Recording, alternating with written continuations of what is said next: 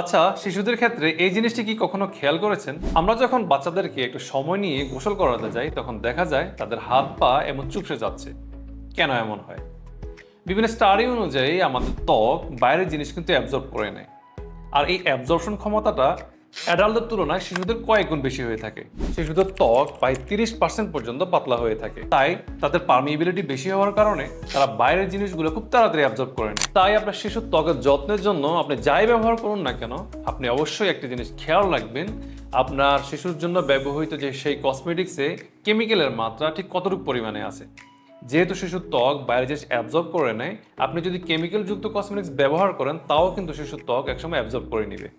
আর আপনি যদি শিশুর জন্য ন্যাচারাল কেয়ার বেছে নিন, তাহলে তা আপনার শিশুর জন্য হতে পারে একেবারে সেফ এবং টক্সিন ফ্রি। প্রকৃতির ভালোবাসা, শিশুর সুস্থতা।